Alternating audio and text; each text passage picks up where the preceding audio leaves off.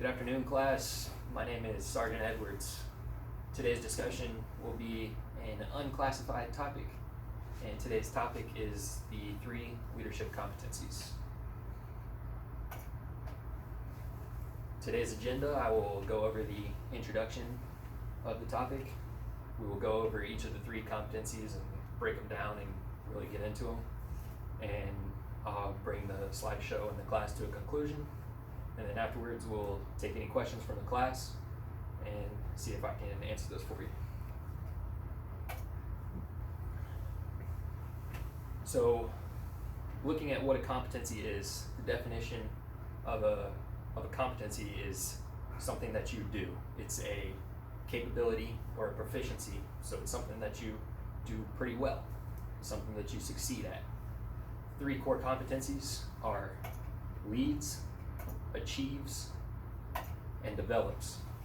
And I put it in that order for a certain reason, not because one is more important than the other, but you'll see a little later. I put it in that order for a reason. And you need to understand, like what I just said, not one competency isn't greater or more important than the others. You need to have a balance between all 3 and work on each one proficiently. And remember, it's just each one of those is something that you do. You have to lead, you have to achieve, and you have to develop. Those are 3 things that you do as a leader. So getting into the first one, leads. A leader leads others.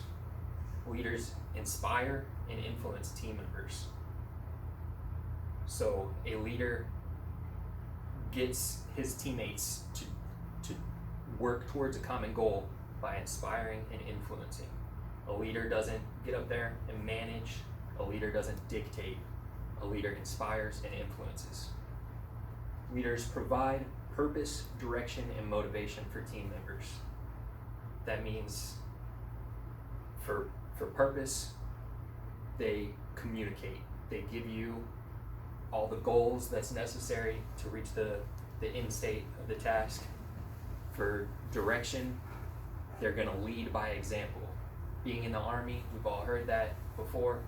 Lead by example is a big thing for us, because if a leader is above a certain task, then nobody's gonna be interested in the task. Nobody's gonna work their hardest and stuff like that. And a leader also provides motivation. You provide motivation by extending influence. I would be super motivated if other leaders from other teams are copying my team's work, my team's operating procedures, and how we do things. When other teams are copying what we do, that's gonna look really good on us, and that's how we extend our influence and reach other people outside of our immediate chain or immediate class, or whatever it has to do. Leaders always enforce the standards. Leaders do not cut corners. A leader follows and lives by the Army values and doesn't cut any of those corners or doesn't come up with any bargaining. It's always follow all the standards to a T, and you also have to enforce those standards. And a leader has 2 duties. We see it in the NCO Creed, and that is mission and the welfare of your soldiers. The second core competency is achieves. So up here I put the steps towards achieving your goal. First thing you want to do is visualize success. If your team has to climb a tree, you want to visualize yourself at the top of that tree. Place yourself at the end state of whatever task that your team needs to accomplish. The second step is to develop a plan. You got to come up with where you're going to place your hand, where you're going to place your foot when you're climbing that tree. Each step of the way, plan where you're going. Don't be afraid to take a step back during the plan and look at it from a bigger or wider angle. Sometimes taking 2 steps forward and 1 step back isn't always a bad thing. The next step for that would be to provide team members with priorities. So make sure everyone is on the same page. Keep that open flow of communication. Make sure everybody understands the next goal that they're working for. Make sure everybody is working on the same goal too. You don't want people doing their own thing, stuff like that. Just keep the open flow of communication, be an active listener, that kind of thing. And then the last step is consistently execute the plan. A consistent leader is a good leader.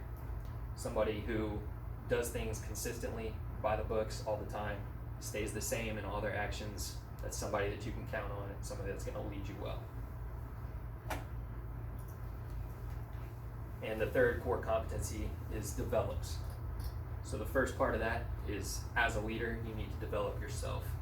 You're going to stay prepared by staying educated, fit, and just keeping yourself ready for whatever things that you expect to happen, and for the things that are unexpected. So prepare yourself for both of those things.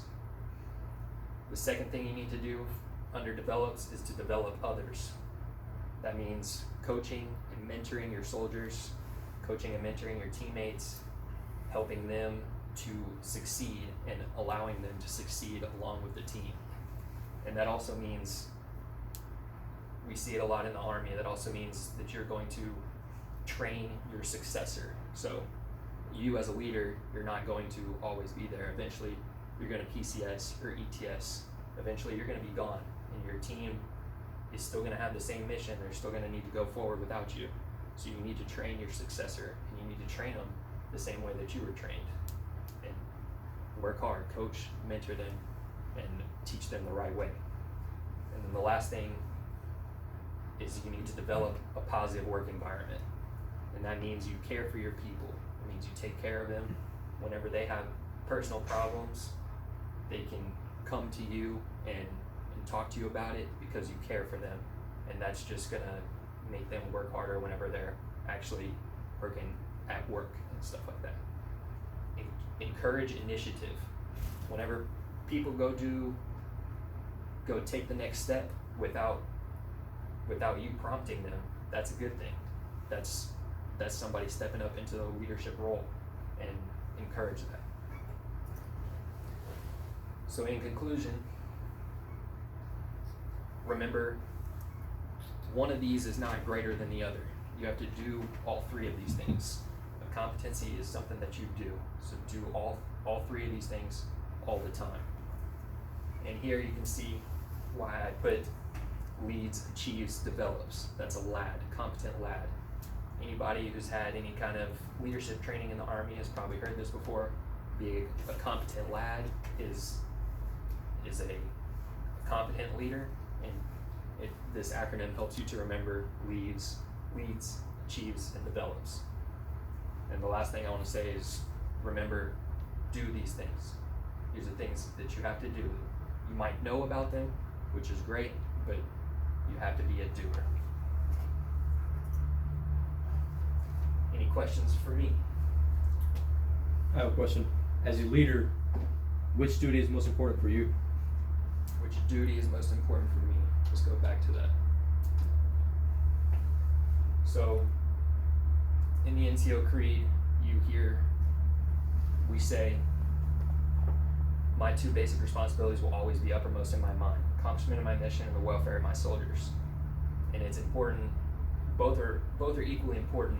Both are equally important to me, but one of them is said before the other one for a reason. The mission has to be accomplished. I have a question as well. Which part of develop are you best at? So I think I am best at developing myself. I like to always be prepared for what's happening, what's coming. I like to stay fit. I like to think I'm a smart guy, and something that part of this that I need to work on would be developing positive work environment, because I know that I could definitely work on that. Any other questions? That will conclude today's brief. Thank you, class.